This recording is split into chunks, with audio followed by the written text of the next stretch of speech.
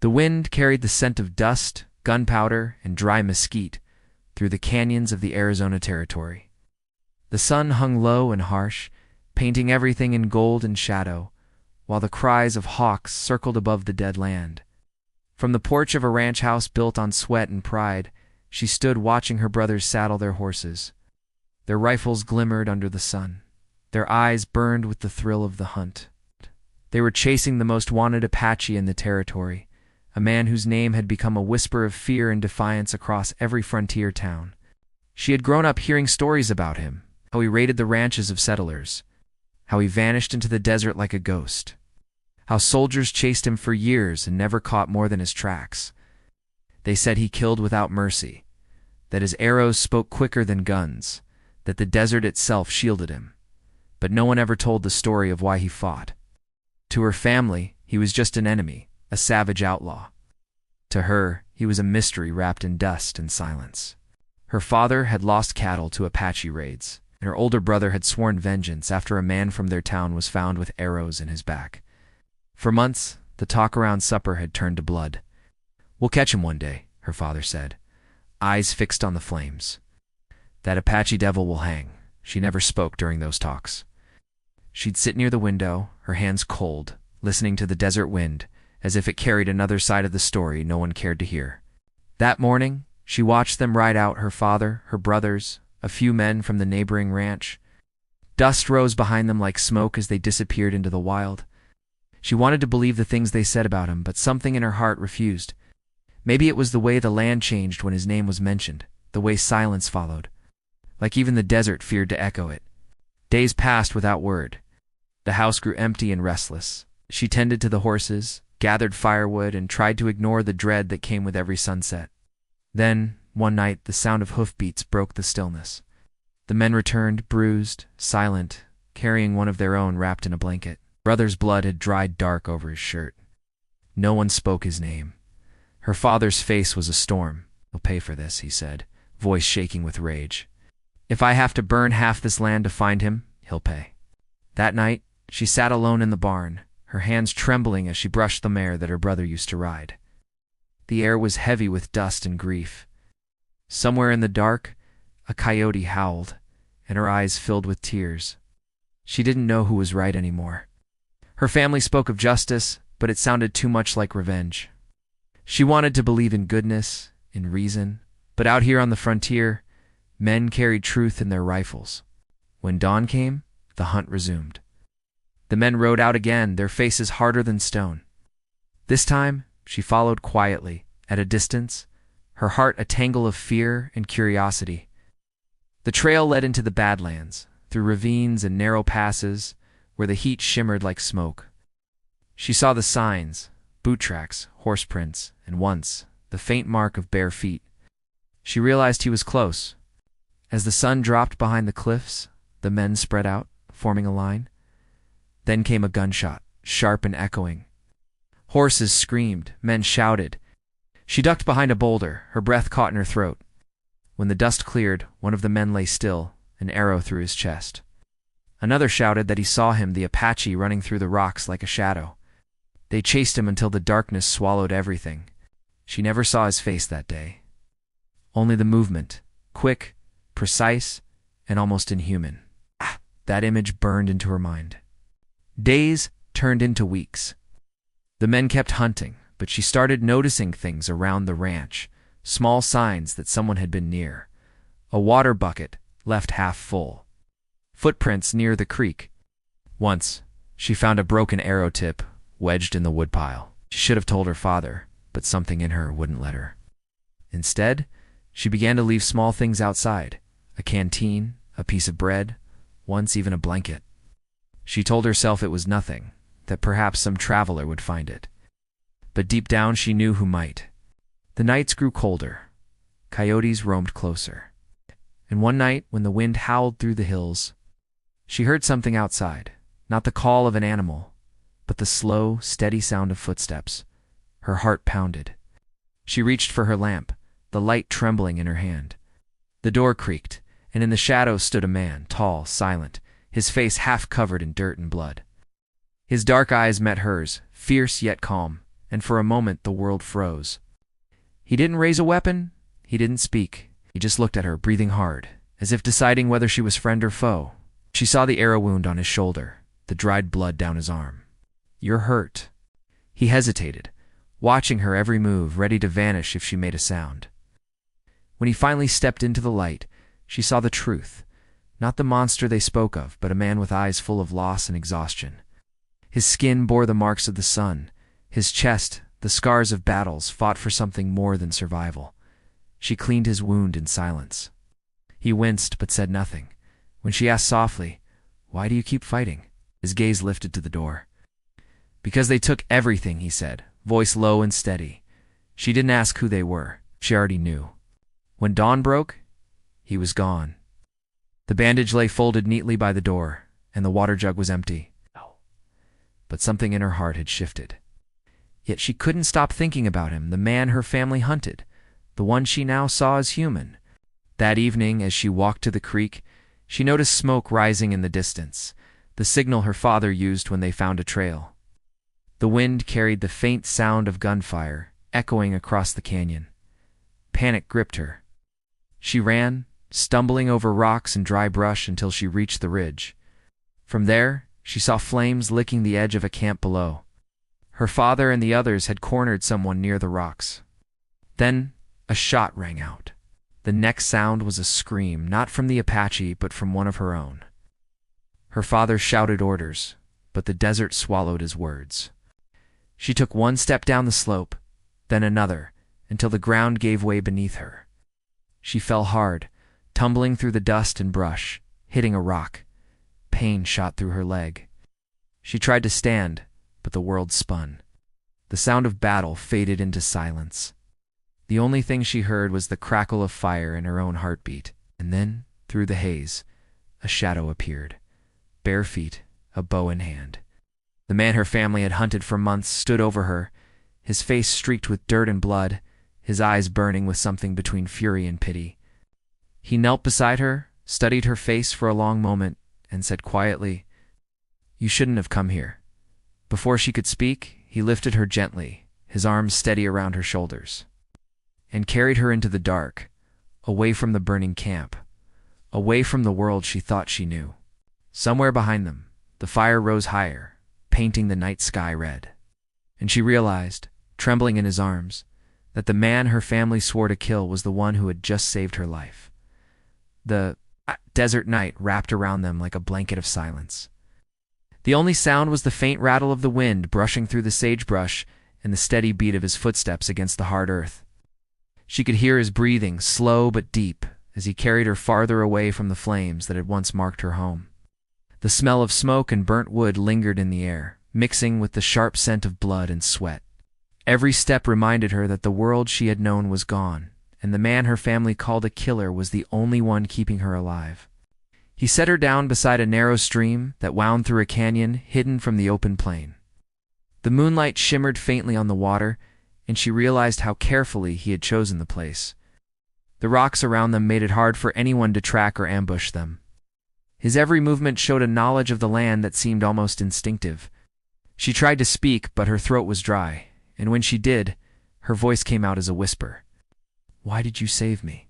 He didn't answer right away. He tore a strip of cloth from his shirt and dipped it in the water before wrapping it gently around her leg where the rock had cut deep. "You would have died there," he said finally, his voice low, almost unreadable. "You're not meant to die with their guns." She didn't know what he meant. Their guns, her family's guns, like the men who raised her, who taught her that people like him were the enemy. She wanted to argue to say he didn't know them, but as she looked into his eyes under the faint moonlight, something in her faltered.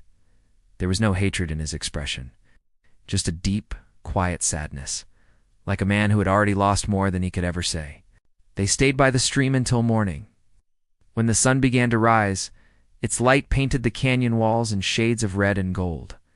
She could see the lines of exhaustion on his face, the faint tremor in his hands. He had been hunted for too long. She could feel it, the weight of endless days hiding, running, surviving. "My family will come for me," she said, her voice steadier now. "They'll think you kidnapped me." He met her gaze calmly. "Then they will find tracks," he said, "but they will not find you where they expect." He began gathering dry brush for a fire, his movements precise, deliberate. "You can go back when the sun falls. You'll find the road east." She watched him light the fire with a flint stone. The sparks caught quickly, flickering against his scarred hands. There was something strange about the way he spoke, not like a man running for his life, but one who had already accepted that he had nowhere left to run. When the flames warmed her fingers, she finally asked the question that had haunted her since the night began. "Why do they say you're wanted? What did you do?" Stared into the fire for a long time before answering. "Your people came to our valley," he said quietly. "They built houses where my people buried their dead. They cut down the trees that gave us shade. When we asked them to stop, they brought soldiers." She felt her chest tighten. No one had told her that part. She had grown up hearing that the Apaches attacked first, that they stole cattle and burned homes. She had never been told about land or graves or the soldiers. He looked at her again, eyes steady.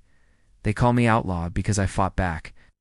I took their horses, their guns, made them remember that this land was not empty."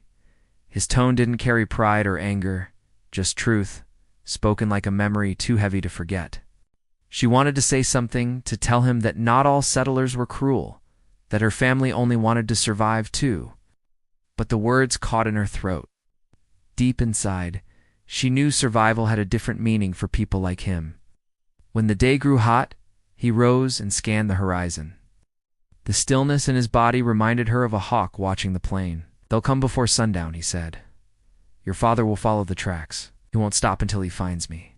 She felt a rush of fear. "And let me talk to him," she pleaded. "If he sees I'm safe, maybe he'll let you go." He shook his head. "He won't see you as safe until I'm dead." He picked up his bow and slung it across his back. "But there's a place not far from here, a cave behind the canyon. You'll stay there until dark." She wanted to argue, to ask him what he would do, but before she could speak, he was already moving quiet as wind, deliberate as the land itself. As the hours passed, the heat pressed down heavy. She waited in the shadow of the cave, listening to the hum of insects and the faint trickle of the stream below. Her thoughts wandered back to her family, her father's anger, her brother's pride, the promises of revenge. They had built their lives on the belief that strength came from dominance, that justice came through the barrel of a gun.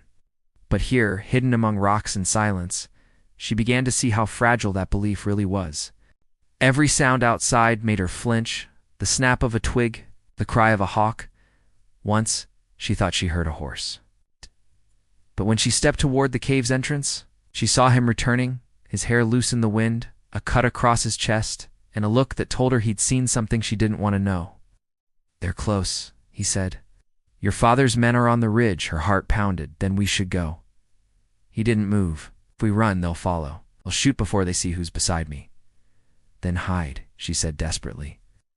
"I'll tell them I was lost, that I fell and you helped me." He gave a faint, tired smile. "Would you lie for me?" She didn't answer.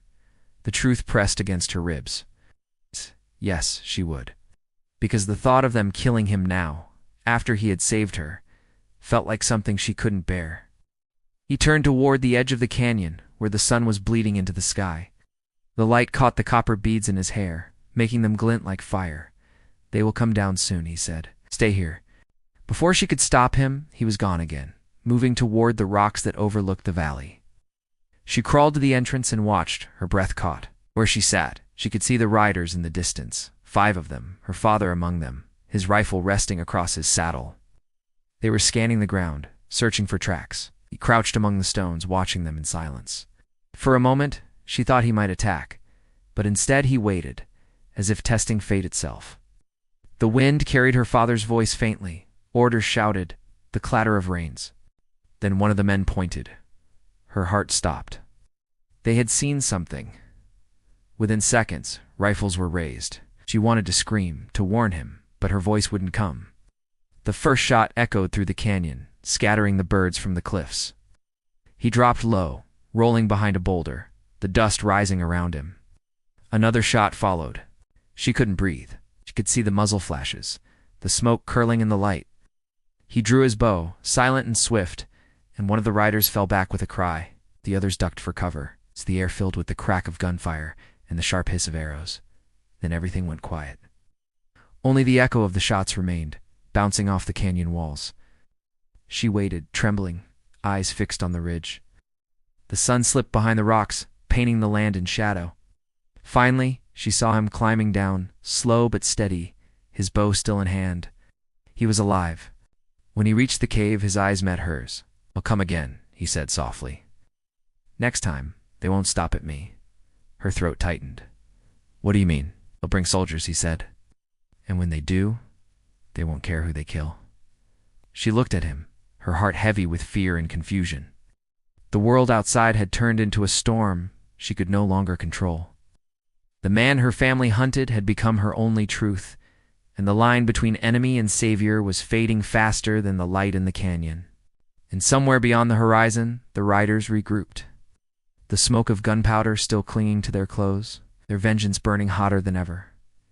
Night settled over the canyon like a lid on a boiling pot, and the two of them listened to the wind drag grit across the rock. The small fire he had risked earlier was long dead, smothered with damp sand, leaving only the smell of smoke and pine sap on her hands. From the cave mouth, she could just make out the crooked line of cottonwoods along the stream. Every time a branch moved, her nerves jumped. He sat a few steps away, silent, mending a bowstring with sinew, his fingers steady in the dark. She watched the way he worked, no wasted motion, no sound. It reminded her how many nights he must have lived like this, a heartbeat away from danger. She thought of her father's words around the ranch table, of justice and the rope, and felt them fall apart like weathered bark. When the moon rose, he finally spoke. "You should be on the road by dawn," he said. "Go east, keep to the wash, and do not look back." She wanted to ask what would happen to him if she left, but the question tasted selfish. He had saved her. He had guided her. Yet leaving felt like betrayal, not because of a promise, but because of the truth she had seen in his eyes. "They are my family," she said softly, "and they are coming for you." He tied off the knot, tested the bowstring with a small pole, and answered, "They are coming for both of us now." The words hung in the air. In the Arizona territory, a woman found traveling with a wanted Apache would be judged without trial. She knew it, and he knew it too. Sleep came to her in short bursts, full of dust and gunfire, and a face half lit by firelight. When she awoke, the sky had barely begun to pale. He was gone from the cave mouth, no sound, no footprints, until the first bend in the rock. She slipped outside and found him kneeling at the stream, washing a strip of cloth darkened by blood. "Your wound," she said, reaching for his shoulder. He moved slightly, not away, not forward, like a wild horse deciding whether to trust a hand. "It is nothing," he said. She saw it was not nothing. The cut from the ridge fight had opened again. She set her jaw and tore the hem from her petticoat, pressing it firm against the skin. He did not wince. The desert had already demanded more pain from him than she could imagine. By mid-morning, they were moving along a deer path that climbed out of the canyon into scrub hills. He kept her behind him, halting often, reading the ground the way her brothers read a ledger. Twice he crouched low, laying his palm on the earth as if feeling for echoes. "Horses," he murmured the second time. "Heavy riders. 7, maybe 8. She pictured her father's jaw clenched tight, his hat pulled low, his eyes fixed on the horizon, as if he could will the land to give up its secrets. The posse would be lean now, men who did not shake when they pulled a trigger. The thought chilled her even as the sun burned the back of her neck. They reached a plateau of sandstone dotted with yucca. From there the land rolled down toward a riverbed lined with white bones of fallen cottonwood. He pointed to a split in the cliff across the way. "There," he said. "My people call it the Gate of Wind." His voice held a softness she had not heard before, something like memory. "When the hot months come, the air moves like a river through that place. It hides scent, hides sound." She wanted to ask about the others who once moved through that gate, about mothers and children and old men who could no longer travel fast. Instead she said, "Will they know it too?" He nodded. "The scouts will." The first rifle crack came in the gentle light of noon, the kind that pulls the breath out of your chest before your mind catches up. The shot struck stone and sparked. He pushed her flat and slid with her behind a broken ridge, his body a shield without thought. More shots. Oh. The report rolled across the open in waves. She heard a voice she knew call her name, ragged and furious. It was her younger brother, the one who had barely turned of age but insisted on riding with the men. She bit her lip until she tasted iron. If he saw her with the man they chased, nothing could be called back. The fight did not become a fight. He refused it. He pulled her along the ridge, never exposing more than a shoulder to the open ground, counting heartbeats between shots. She saw now how he balanced risk. He could have answered with his bow and made men fall from their saddles, and perhaps he would have enjoyed a brief advantage.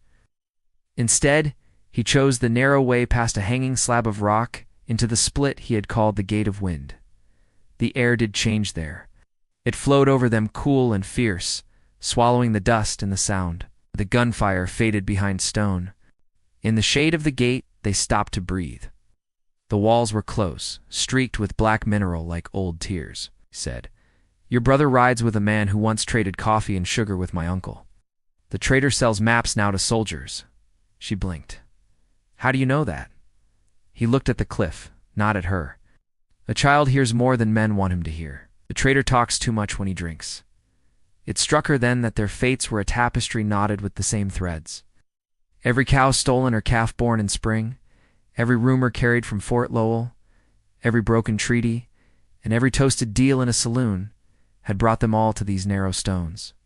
They rested only long enough to wet their mouths. The split widened and spilled them into a basin cupped by red cliffs, the bottom sown with coleus and low grass. She thought for a moment that they were safe. Then she saw the glint of brass upon the far rim, not her father's posse this time. Blue coats. Cavalry patrol with a bugler and a young officer whose mustache looked freshly grown. Her chest went tight. Soldiers did not ask questions first on the frontier. They acted, then filled out reports later. He motioned her toward a stand of brush and lay belly down on a smooth patch of stone, studying the rim. She whispered, "If they box us in, there is no way out." He did not deny it. "That is what the young one thinks," he said, meaning the officer. He learned his field maps from a captain who never sat 3 days without water. He traced a line in the dust with the point of an arrow. "Here is the basin. Here is the riverbed under the crust of clay. If we keep to the shaded side and break the top in one strike, the wet layer will show tracks in a different direction." She stared. "You can make false trails with the river itself," she said. He nodded once. "The land can lie for you, if you respect it." They began the work with care. He loosened thin sheets of sun-baked clay with a flat stone, while she pressed them back over shallow footprints, bending them into place like tiles on a roof. When they finished, the line of prints flowed toward a notch that led nowhere. He took her hand and drew her toward the opposite corner of the basin, where a tumble of boulders hid a narrow cut. "When they follow the wrong way," he said, "we climb." The touch of his hand startled her more than any shot. It felt like a promise he could not afford to make. The soldiers took the bait for a while. Voices floated down. Commands snapped. Then the air split with bugle notes that sent a quiver through her bones. At the sound, a different worry rose to her throat. If the troopers and her father's posse met in this maze of stone, pride would do what bullets had not done yet. The desert was full of graves built from men's need to show they were right. She pictured it in a rush, her father arguing with the young lieutenant, both certain of their claim, both willing to test it with lead. She pressed her palms together and closed her eyes for a heartbeat. They climbed, cut narrowed until her skirt snagged on thorn and shredded, until her boots slipped on loose shale. Twice, he loaned her strength with a forearm locked to a ledge, his own breath ragged now. When they reached a shelf high enough to see the sky clean again, she looked back and saw dust boiling at the basin floor. The cavalry had realized their mistake. They were spreading, pushing horses upslope. Far off, a second smear of dust told her that her father's men were circling, 2 hunts converging. If they closed around this ridge, there would be no gate of wind, no river trick, no prayer that could keep the hot metal from finding a body. He led her into a cave no larger than a wagon. The light inside held the stale smell of old fires. Char made a circle on the ground, ghost of meals shared long ago. On the wall, scratched into soot, she saw a drawing that made her throat ache, a line of figures holding hands beneath a crescent moon. He stood in front of it for a long breath. "My mother's mark," he said. "She brought us here when the soldiers burned our winter camp. We slept side by side and told stories so the night would not swallow us. His voice had gone somewhere fragile. She did not touch him. Did not need to. They stayed there, listening. The basin below filled with voices again, then went quiet. A single shot rang, then another much closer. A chunk of rock near the cave mouth spat dust. He motioned her to the back wall. "They saw us," she whispered. He shook his head. "Not yet. They are testing the stone." He lay flat and peered over the lip. "Your father is not with them," he said. She almost sagged with relief, then realized what that meant. The posse was making its own line around the west side. The ring was closing from two directions. Her thoughts drifted toward her mother's grave on the slope behind the ranch house. A small cross hammered into the hilltop, where the wind always felt cooler than the valley below. She tried to remember the words her mother had used when the world felt cruel. "Have courage where you can, and mercy where you cannot." She wondered what mercy would look like in a world that had shrunk to a cave in a ledge, and men with rifles crawling up the hill. He reached into a pouch and drew out a small pendant carved from bone. The shape was simple, a feather with a notch. "For breath," he said, placing it in her hand. "My sister wore it when she ran faster than me." She started to hand it back. He closed her fingers around it gently. "That is safer with you now," he said. The gift felt like a weight and a light at once. She tied it at her throat without thinking, and felt the cool touch against her skin. Below them, a whinny split the air, followed by a string of curses and a thud. One of the soldiers had slipped. She imagined the officer grinding his teeth, feeling the shape of failure gather behind his breastbone. On the west side, faint but growing, came a sound that clawed at the heart of her fear. Her name shouted sharp, then again closer. Her father had found the trail after all. He would climb this ridge with a fury that did not leave room for reason. He turned from the lip and looked at her, and in that look lay the tight knot of the main fight between them and the world. "If I run alone," he said, "I might live to the next sundown. If we run together, we will not make the next bend." She thought of the gate, the river trick, the false tracks, the pendant at her throat. He had done everything a man could do to split the odds.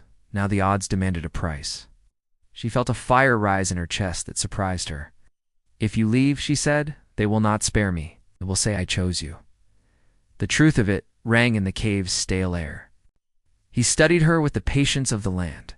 "What do you choose?" he asked. "The house where you were born, or the road that will never end?" The question did not fit into words like family and outlaw, settler and Apache. It cut through them to the part of her that had always watched storms gather on the horizon, half afraid and half thrilled by the power of them. She opened her mouth, but the answer failed to come. Outside, boots scraped rock. A shadow crossed the cave mouth, then pulled back. A voice called to others. The line of men was there, a few feet of stone away, rifles ready. From the slope below, a new sound rose, one that made every hair on her arms lift. It was not the bugle. It was not her father's voice. It was a chant, low and steady, coming from the far side of the basin. She edged to the rim beside him and followed his gaze. On a distant ridge, 3 figures stood with raised arms, not soldiers and not her father's men. Older people, wrapped in blankets, faces painted with ash. They were singing toward the cave. The cavalry paused. Even the posse slowed, uncertain. He breathed out a word she did not know. "Messengers," he said. "They're asking the wind to carry our steps." The hesitation on the slopes lasted less than a minute, but it changed the air. The young officer shouted for his men to move. Her father yelled a warning that the ridge would crumble if they climbed at once. The two commands tangled. At that same moment, a stone the size of a barrel gave way near the soldier who had slipped earlier. It rolled, struck another slab, and burst into a shower that tumbled toward the basin floor. Men swore and flattened. Horses sidestepped, eyes white. Dust rose dense as smoke. He grabbed her wrist. "Now," he whispered. They backed to the inner wall and slid into a seam she had not noticed before, a crack only a child might dare. The rock pressed her shoulders tight. The world became the scrape of her boots and the sound of his breath just ahead. After a dozen steps, the seam bent and dropped. She would have fallen if his hand had not found hers and guided it to a ledge. Below, a sliver of daylight showed. Freedom or a trap, she could not tell. Behind them, Voices filled the cave they had just left. A soldier's boot scuffed the coal ring. A man cursed at the darkness. Her father's voice cut through, fierce and wounded. He called her name again, a command and a plea. She closed her eyes and felt the bone feather cool against her skin. The choice he had asked of her rose like heat from the stone. The crack widened, the daylight brightened, and a gust blew through, carrying the smell of river mud and willows from somewhere she could not see. They stepped toward the light together as the bugle sounded a new call, as the ridge shuddered under the weight of men, as the messengers on the far rim lifted their voices to the sky. The path ahead bent out of sight. The last thing she heard before the rock swallowed the cave behind them was the sound of her father chambering around and shouting that if anyone moved toward the ledge, he would shoot. The desert held its breath, and the choice hung between one step and the next. The light that seeped through the crack was narrow, but bright enough to guide them forward. The air smelled damp, heavy with the scent of hidden water and earth that hadn't seen the sun in ages. He led the way with quiet precision, his hand brushing the rock wall as if the stone itself whispered directions. She followed close, her breath shallow, her heart pounding from the gunfire that still echoed faintly behind them. The path twisted and narrowed until they had to move sideways, scraping against rough walls that tore at her sleeves. When they finally emerged, they found themselves standing on a ledge above a dry ravine. The canyon stretched out ahead, vast and silent, the colors of sunset bleeding into the desert sky. For a moment it felt like the world was holding its breath. She turned to him, her voice shaking. "Do you think they saw where we went?" He looked out over the ridges, scanning every ripple of light and shadow. "Not yet," he said. "But they will." Below them, the ground bore old tracks, some from deer, some from horses, and others she didn't recognize. He crouched low, touching the dust, reading the signs. "This was a trail once," he murmured. "Long before your people built their fences. It leads to the Valley of Stones." "The Valley of Stones?" she repeated. He nodded slowly. "A place where the wind hides your scent, and the rocks confuse the tracks. It's where my father taught me to walk without leaving a shadow." Something about the way he said it made her chest tighten.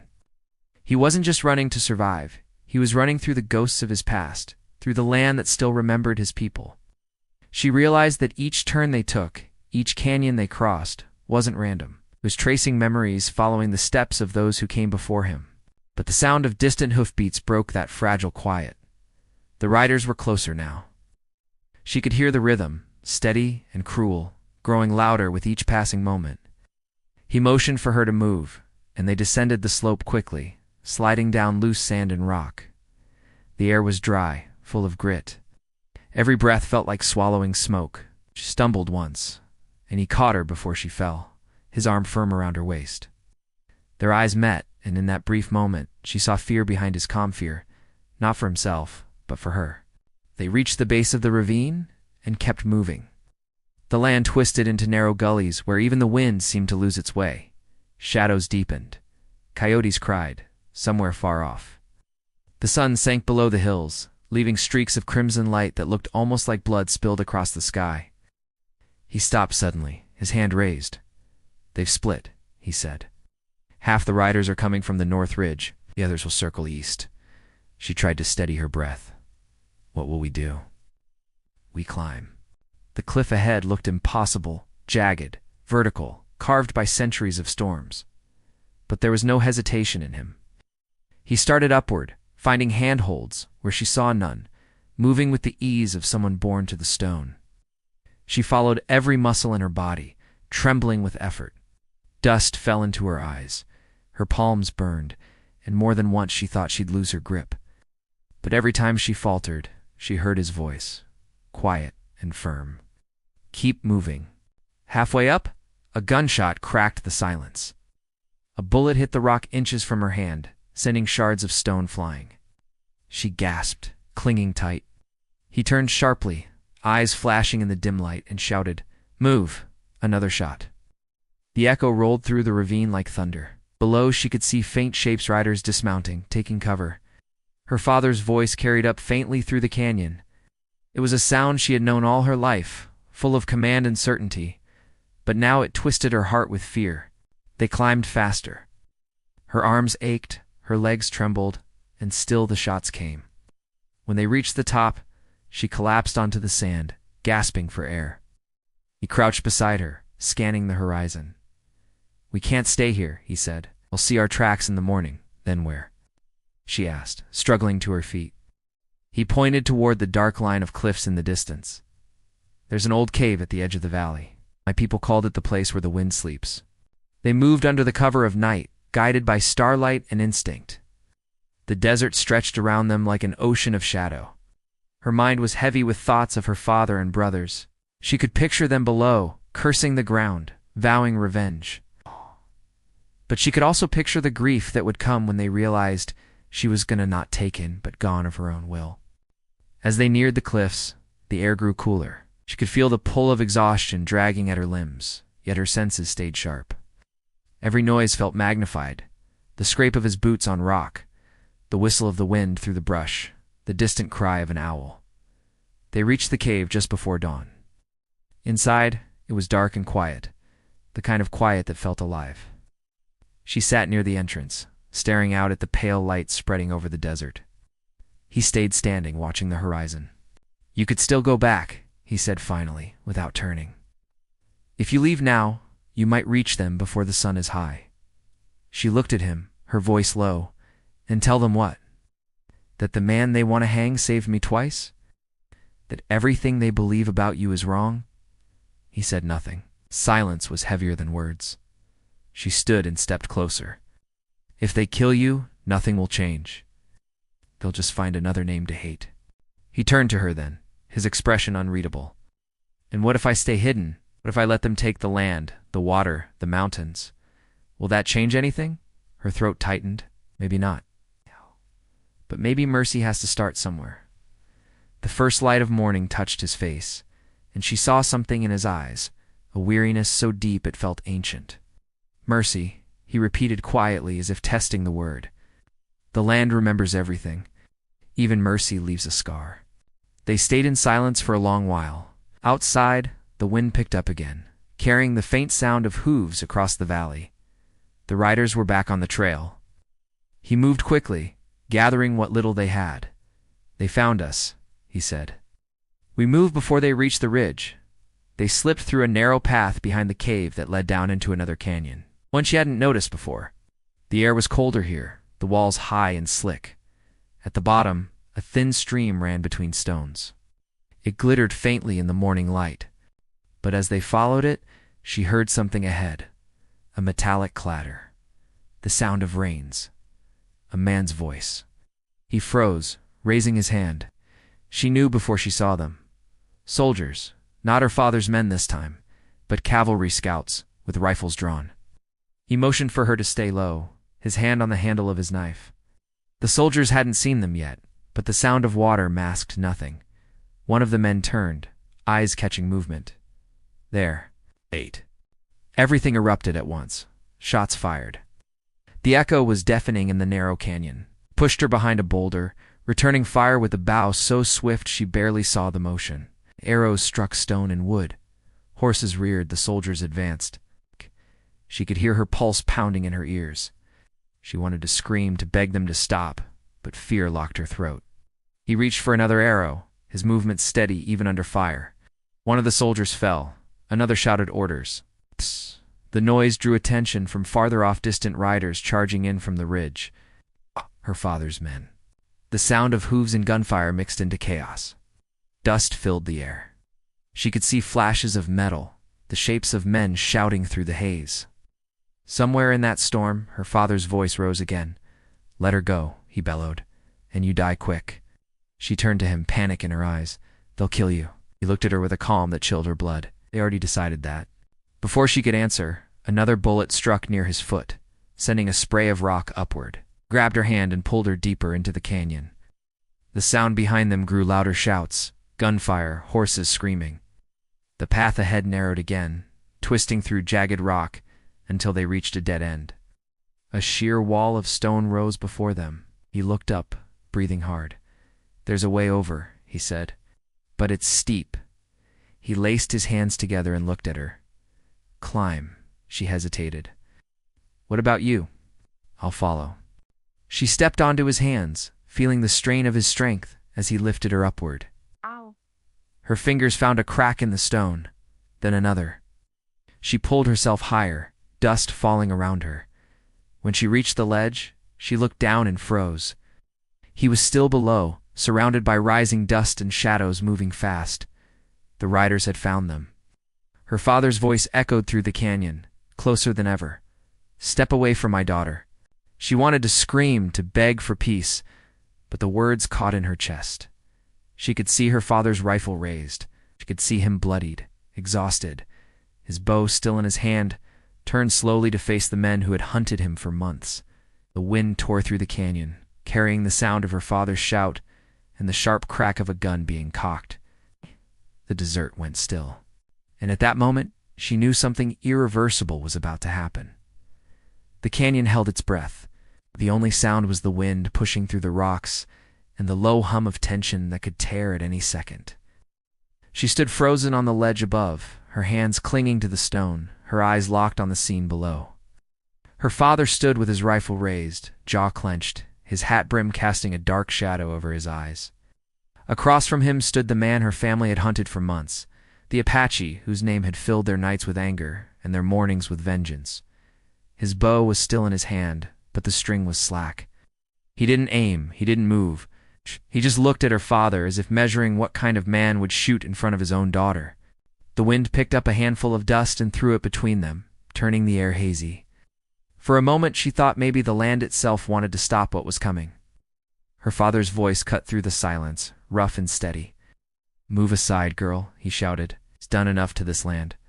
From where she stood, she could see both men, one trembling with fury, the other standing like the earth itself.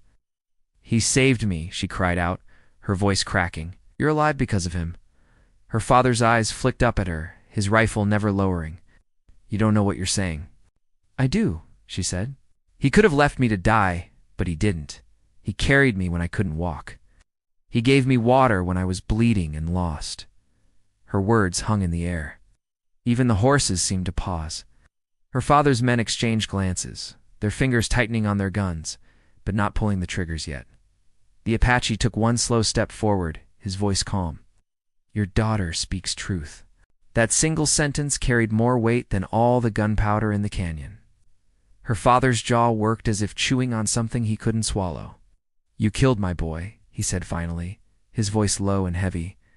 He was 17. The Apache nodded once, the shadow of pain flickering in his eyes. "He came with men who burned our camp. My brother fell that day." His words were not cold, not sharp. They were tired. "I did not know his name, only his rifle." Her father's hand trembled on the gun. For the first time, she saw something she had never imagined she'd see in him doubt. His arm lowered just a little, not much, but enough for the Apache to see. She climbed down from the ledge, scraping her hands on the rough rock, her heart pounding so loud she could barely breathe. When her boots hit the ground, the dust rose around her. She stepped between them, her voice trembling but firm. "If this killing goes on, none of us will have anything left to call home." Her father's eyes softened, but his anger didn't vanish. It was the kind of anger that had lived too long, that had shaped itself into his bones. "You think the world will forgive men like him?" he asked. She shook her head. "No, but someone has to stop before there's nothing left to forgive." The Apache said nothing. He simply watched her, his dark eyes holding something she couldn't name. Gratitude, maybe, or sorrow. Or both. The silence stretched until her father finally looked away.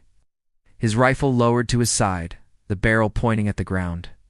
He turned to his men, voice rough. "We're done here." One of them spoke up. "Can't just let him go." Her father didn't answer right away. Then without looking back, he said, "He's not the only one who's lost family." It was the closest thing to peace the desert had ever seen. The men hesitated, then slowly began to pull back. The horses turned, hooves thudding softly against the sand. Within moments, the canyon that had been ready to burst into violence fell quiet again. She turned to the Apache. He was still standing there, the light catching the edge of his face. His bow was still in his hand, but he had made no move to defend himself. "They'll come back," she said quietly. He nodded. "They always do."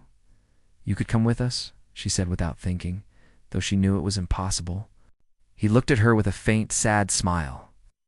Your world and mine are not the same. For a long time, they stood in silence. The wind carried the scent of mesquite and smoke, and somewhere a hawk cried over the cliffs. He stepped closer, his voice softer now. You saw more than most do. That will change you. She didn't know how to answer. Part of her wanted to tell him that she didn't want to change, that she just wanted her family back and the world to make sense again. But another part of her, the part that had seen the way he fought to live, the way the land spoke through him, knew it already had. Before he turned to leave, he reached into the small leather pouch that hung from his belt. He pulled out a single turquoise stone, smooth and bright even in the fading light. He pressed it into her hand. For the road that remembers you, he said. She looked down at the stone, then back up at him. Will I ever see you again? He shook his head slowly. Not if I do my part right. Then he was gone, moving up the rocks and into the desert shadows, his figure blending into the red and gold of the canyon. She stood there long after he disappeared, her fingers closing around the stone until it warmed in her palm. Her father rode back slowly, stopping beside her. He didn't speak for a long time. The anger that had lived in his eyes for years seemed smaller now, replaced by something quieter. When he finally spoke, his voice was almost gentle. It could have died out here. She looked toward the horizon. So could he. He sighed, a sound full of years of pride and regret.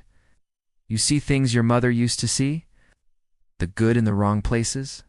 Maybe she was right, she said softly. He didn't answer. He just looked out at the endless stretch of land, the place that had taken so much and still demanded more. Finally, he said, We'll go home. The ride back was long and silent. The sun climbed high, then began to fall again. When the ranch came into view, she felt a weight settle on her chest. It looked smaller somehow, older. The porch where her family had once gathered to talk and laugh now felt like a memory. Her father dismounted first, walking with a limp she hadn't noticed before. She tied her horse and lingered by the fence, staring at the empty field beyond. It was strange how quickly everything could change, how hatred, when so solid, could crumble with a few words and a single act of mercy. Days passed before anyone spoke of that night again. The men who had ridden out with her father didn't return to the subject. The town quieted down. Rumors shifted like wind through dry grass. Some said the Apache had vanished into Mexico. Others said he had been seen near the river, watching the land from afar. But she knew better. She could feel it in the way the wind moved across the plains, in the silence that followed at dusk. The land held his memory like it held the bones of the past, never gone, only hidden. Sometimes, when the evenings turned red and the hills glowed like fire, she would walk to the creek and take out the turquoise stone. She would turn it in her palm and remember the canyon, the gunfire, and the man who carried her through the dark. Her father grew quieter with time. He no longer spoke about revenge or the raids. He started mending fences, fixing roofs, and spending his mornings watching the sunrise instead of planning another hunt. Once he asked her, Do you ever think he'll come back? She smiled faintly. Maybe he already has. In ways we don't see. The world moved on, seasons changed. The desert bloomed after long rains, and the rivers ran full again. She never forgot. The story of that night stayed with her not as something to boast about, but as a reminder that mercy could live even in the harshest places. Years later, travelers passing through the territory would hear whispers of an Apache who no longer fought, who had disappeared into the mountains to live among the stones and the wind. Some said he watched over the settlers from afar. Others said he became part of the land itself. And every time she heard those whispers, her heart would ache in that quiet, unexplainable way, the way it does when you know a part of you is still out there, somewhere beyond the horizon. The desert had taken much from her, but it had also given something back, a truth she could never unlearn. That sometimes enemies were just people carrying different kinds of pain. That peace was not a gift but a choice. And as the sun dipped low over the land, painting the sky in gold and crimson, she stood by the old fence, the turquoise stone warm in her hand, and whispered into the wind the words she never got to say. Thank you for saving my life. Somewhere out in the distance, a hawk cried. The sound echoed through the valley, carried by the same wind that once hid their steps. and for the first time the land felt still, as if it too had found its peace.